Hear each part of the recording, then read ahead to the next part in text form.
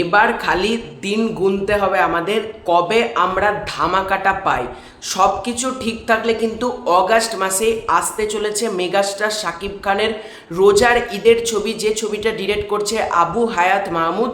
সেই ছবির তরফ থেকে ফার্স্ট লুক পোস্টার, এবং তোমাদেরকে জানিয়ে রাখি সেই ছবির পোস্টারের কাজ অলরেডি শেষ বলা যেতে পারে।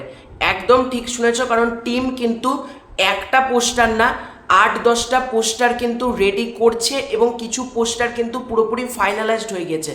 এই ছবির টাইটেল কি হতে চলেছে, মানে আমরা তো সকলে আগে যেটা জানতাম যে এই ছবিটা কালা জাহাঙ্গীরের উপর বেস করে গল্প হবে, কিন্তু এখন কিন্তু আমরা প্রত্যেকে জেনে গেছি এই ছবির গল্প কিন্তু কালা জাহাঙ্গীরের ওপর বেস করে না।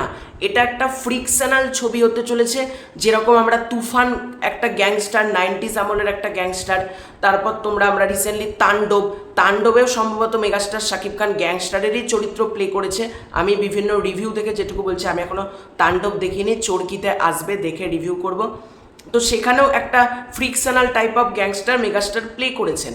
আবার অনন্য মামুনের সাথে শের সিনেমা, সেটাও কিন্তু একটা ফ্রিকশনাল গ্যাংস্টার ছবি, মানে যে গ্যাংস্টার বাস্তবে এক্সিস্ট করে না, কিন্তু গল্পের প্রয়োজনে কাল্পনিক চরিত্রের কোনো গ্যাংস্টার নির্মাণ করা হয়েছে। আমরা যেটা ভাবছিলাম যে মেগাস্টার শাকিব খান কালা জাহাঙ্গীরের চরিত্রে অভিনয় করবে, কিন্তু কালা জাহাঙ্গীরের চরিত্রে কিন্তু মেগাস্টার অভিনয় করছে না। এটা একটা ঢাকার আন্ডারওয়ার্ল্ডের গল্প হতে চলেছে, মানে আন্ডারওয়ার্ল্ডের দুর্নীতি, আন্ডারওয়ার্ল্ডের সময় রাহাজানি যেরকম চলতো, সে 90s আমলের, 80s আমলের, 70s, মানে 70s 80s 90s-এর যে আন্ডারওয়ার্ল্ড, ঢাকাতে যে গ্যাংস্টারদের রাজত্ব ছিল, কিছু ঘটনাকে বেস করে ফিকশনালভাবে কিন্তু গল্পটা বানানো হয়েছে। কোনো রকম কারোর বায়োপিক কিন্তু এই ছবিটা না। সুতরাং ছবির টাইটেল কি হতে চলেছে এটাও কিন্তু আমাদের বলা যেতে পারে একটা ব্যাপার থাকবে, যে টাইটেলটা কি হতে চলেছে, এটা আমাদের সকলের একটা কোয়ারিজ। টিম কিন্তু বলা যেতে পারে প্রচুর পোস্টার ডিজাইন করেছে।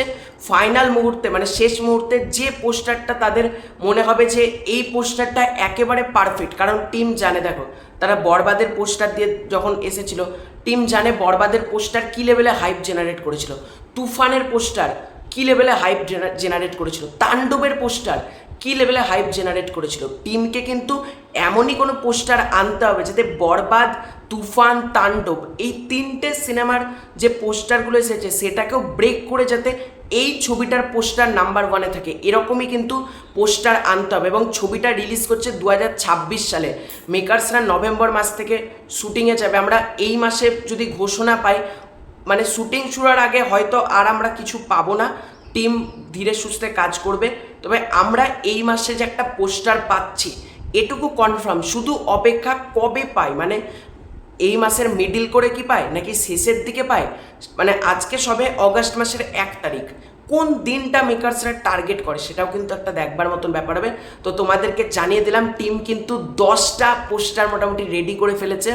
তো তোমাদের পুরো এন্টায়ার বিষয়টাকে নিয়ে কী মতামত কমেন্ট করে জানিও। চ্যানেলে নতুন থাকলে সাবস্ক্রাইব করে দিও। Bye bye.